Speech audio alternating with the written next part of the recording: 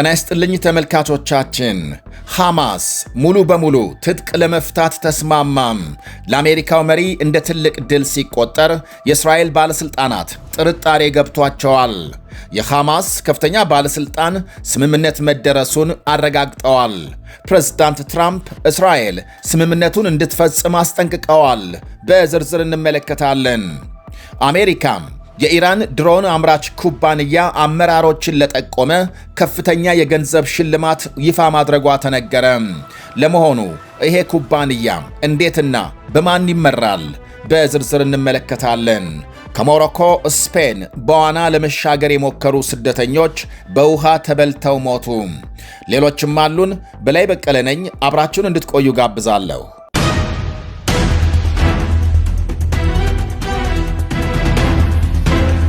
ሐማስ በጋዛ ሙሉ በሙሉ ትጥቅ ለመፍታት መስማማቱ ተነገረ። በጋዛ የሚንቀሳቀሱት ሐማስና ሌሎች ታጣቂ ቡድኖች ሙሉ በሙሉ ትጥቅ ለመፍታት የሚያስችል ስምምነት ላይ መድረሳቸውን የሰላም ቦርድ ማስታወቁን ተከትሎ የሐማስ ከፍተኛ ባለስልጣን ስምምነት መደረሱን አረጋግጠዋል። አንድ ስማቸው ያልተጠቀሰ የቡድኑ ከፍተኛ ባለስልጣን እንደገለጹት ቡድናቸው በጋዛ ሙሉ በሙሉ ትጥቅ ለመፍታት የቀረበውን ዕቅድ የተቀበለ ሲሆን በቅርቡም ይፋዊ መግለጫ ይሰጣል። የአሜሪካው መሪ ዶናልድ ትራምፕ ባሰራጩት መልእክት ይሄ ስምምነት የ20 ነጥብ የሰላም ዕቅዳቸው አካልና ትልቅ መሰረት መሆኑን ገልጸዋል። ትጥቅ የመፍታት ሂደቱ ደረጃ በደረጃ የሚተገበር ሲሆን ሂደቱ ሲጠናቀቅ የእስራኤል ጦር ከጋዛ ሙሉ በሙሉ ይወጣል። የዓለም አቀፍ አረጋጊ ኃይል ከአዲሱ የፍልስጤም ፖሊስ ጋር በመሆን የጋዛን ደህንነት የመጠበቅ ኃላፊነት ይረከባል። ትራምፕ በአስታራቂነት ለተሳተፉት ግብፅ፣ ኳታርና ቱርክ ምስጋና አቅርበዋል። ስምምነቱ በሐማስ ተደራዳሪዎች በቦርዱና በአስታራቂ ሀገራት መካከል መፈረሙ ቢነገርም የእስራኤል ባለሥልጣናት ግን የቀረበው የትጥቅ መፍታት ውል የእነሱን ፍላጎት እንደማያሟላ በመግለጽ ተቃውመዋል። በቅርቡ የተገደሉትን ያህያ ሲንዋርን በመተካት የሐማስ መሪ ሆነው የተመረጡት ኻሊል አልሃያ በግብፅና ኳታር እየተካሄደ ያለውን ውይይት በዋና ተደራዳሪነት ሲመሩ ቆይተዋል። ይሄ የሰላም ዕቅድ ሁለተኛ ምዕራፍ ትጥቅ የመፍታቱን ሂደት ብቻ ሳይሆን ሙሉ በሙሉ የወደመችውን ጋዛ መልሶ የመገንባትና አዲስ የፍልስጤም አስተዳደር የመመስረት ሂደቶችን ያካተተ ነው። ለጋዛ መልሶ ግንባታ ከ71 ቢሊዮን ዶላር በላይ እንደሚያስፈልግ ኦክስፋም መግለጹን በትላንት ዘገባ ማቅረባችን ይታወሳል። ጋዛ በፖለቲካ ወገንተኝነት የሌላቸው የፍልስጤምና ዓለም አቀፍ ባለሙያዎች በሚገኙበት ጊዜያዊ ኮሚቴ የምትመራ ሲሆን ይህን የሽግግር ኮሚቴ በበላይነት የሚቆጣጠረውና የሚያስተዳድረው በትራምፕ ሰብሳቢነት የሚመራውና የቀድሞ የብሪታንያ ጠቅላይ ሚኒስትር ቶኒ ብሌርን ጨምሮ የዓለም መሪዎች የሚገኙበት የሰላም ቦርድ ይሆናል። የፍልስጤም አስተዳደር አስፈላጊውን ማሻሻያ ሂደት ሲያጠናቅቅ የጋዛን አስተዳደር ሙሉ በሙሉ እንዲረከብ ይደረጋል። ጸጥታውን በተመለከተ ከአረብና ከሌሎች ዓለም አቀፍ ሀገራት የተወጣጣ ጊዜያዊ የጸጥታ ኃይል በጋዛ ይሰማራል። ይሄ ዓለም አቀፍ ኃይል ከአዲሱ የፍልስጤም ፖሊስ ከግብፅና ከእስራኤል ጋር በመተባበር ድንበሮችን ይጠብቃል፣ ህገወጥ የመሳሪያ ዝውውርንም ይከላከላል።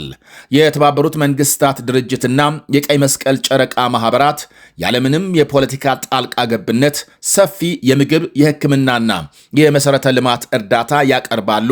የራፋህ በርም ይከፈታል። ጋዛን መልሶ ለመገንባትና አዳዲስ የሥራ ዕድሎችን ለመፍጠር የታሪፍና የንግድ ማቅለያዎችን ያካተተ ልዩ የኢኮኖሚ ዞን ይቋቋማል። ማንም የጋዛ ነዋሪ በግድ ከቀየው እንዲፈናቀል አይደረግም። የመውጣትም ሆነ የመመለስ ነፃነቱ የተጠበቀ ይሆናል። ሐማስ በጋዛ ሙሉ በሙሉ ትጥቅ ለመፍታት መስማማቱን ተከትሎ እስራኤል ስምምነቱን የማታስፈጽም ከሆነ ፕሬዝዳንት ዶናልድ ትራምፕ በጣሙን ያዝናሉ ሲሉ አንድ ከፍተኛ የአሜሪካ ባለስልጣን አስጠንቅቀዋል። የባለስልጣኑ ማስጠንቀቂያ የእስራኤል ጠቅላይ ሚኒስትር ቤንያሚን ኔታንያሁ ቢሮ የቀረበው የትጥቅ መፍታት ሐሳብ የእስራኤልን ፍላጎት አያሟላም ሲል ውድቅ ማድረጉንና ስምምነቱ ወደፊት እንዲገፋ እንደማይፈቅድ ፍንጭ መስጠቱን ተከትሎ የተሰማ ነው። እኚሁ የአሜሪካ ባለስልጣን ዋሽንግተን ከእስራኤል የምትጠይቀው ቀደም ሲል በራሷ የተቀበለችውን የ20 ነጥብ የሰላም ዕቅድ ብቻ እንደሆነ ገልጸዋል። እስራኤል በመጀመሪያው ስምምነት ላይ የተቀመጡትን ነጥቦች እንድታከብር እንጠብቃለን። ይሄ ካልሆነ ግን ፕሬዝዳንት ትራምፕ እጅጉን በጣም ያዝናሉ ብለዋል። ባለሥልጣኑ አክለውም እስራኤላውያን ታጋቾቹ ይመለሳሉ ብለው አላመኑም ነበር። የሟቾች አስክሬን ይገኛል ብለውም አልጠረጠሩም። ሐማስ ትጥቅ ይፈታል የሚለውንም በተመሳሳይ በጥርጣሬ ይመለከቱት ነበር።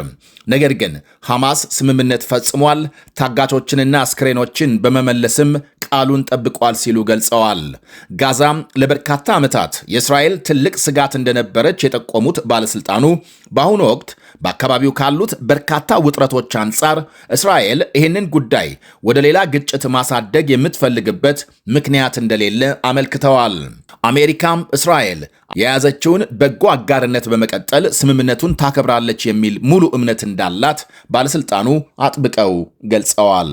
ወደ ሌላ መረጃ ስናልፍ አሜሪካም የኢራን ድሮን አምራች ኩባንያ የገንዘብ መረብን ለጠቆመ እስከ $15 ሚሊዮን ሽልማት አወጣች። የአሜሪካ ውጭ ጉዳይ ሚኒስቴር ሪዋርድስ ፎር ጀስቲስ በሚል ፕሮግራም የኢራን አብዮታዊ የበላይ ጦር የድሮን ማምረቻ ክንፍ ነው ከተባለው ኪሚያ ፖርት ሲቫን ኩባንያ የገንዘብ መረብ ጋር የተያያዘ ጥቆማ ለሚሰጥ አካል እስከ $15 ሚሊዮን ክፍያ እንደሚፈጸም አስታውቋል። የዚሁ ድሮን አምራች ኩባንያ 7 ከፍተኛ አመራሮች የቅርብ አጋሮቻቸውና የገንዘብ መረባቸውን በተመለከተ አስተማማኝ ጥቆማ ለሚሰጡ ሰዎች የገንዘብ ሽልማትና የቦታ መለወጥ ማለትም የመኖሪያ ቦታ ማዛወር ድጋፍ እንደሚደረግ ገልጿል። የሰባቱን አመራሮች ስም ዝርዝርም ከነፎቶግራፋቸው ይፋ ሆኗል። ይኸው የኢራን የፋይናንስና የሎጂስቲክስ እንቅስቃሴዎች በዓለም አቀፍ ደረጃ ቁጥጥር እየተደረገባቸው ይገኛሉ። የኢራን መንግስት ዋና የገቢ ምንጮቹን ለማስቀጠልና በመካከለኛው ምስራቅ የሚገኙ በኢራን የሚደገፉ ቡድኖቹን ለመደጎም የተለያዩ ህገወጥ የፋይናንስና የሎጂስቲክስ ስልቶችን እንደሚጠቀም ይነገራል። በቅርቡ የወጡ መረጃዎች እንደሚያሳዩት ሀገሪቱ በበጀት እጥረትና በዓለም አቀፍ ማዕቀቦች ምክንያት የሚደርስባትን ጫና ለመቋቋም የተለያዩ መንገዶች ትጠቀማለች። የኢራን የነዳጅ ምርቶችን በህገወጥ መንገድ ወደ ውጭ በመላክና በመሸጥ ከፍተኛ መጠን ያለው የውጭ ምንዛሪ ገቢ ታገኛለች ነው የሚባለው። እውነተኛ ባለቤቶችን ማንነት ለመደበቅና ገንዘብ ለማንቀሳቀስ በዓለም ዙሪያ የሚገኙ ሽፋን ኩባንያዎችን ትጠቀማለችም ይባላል።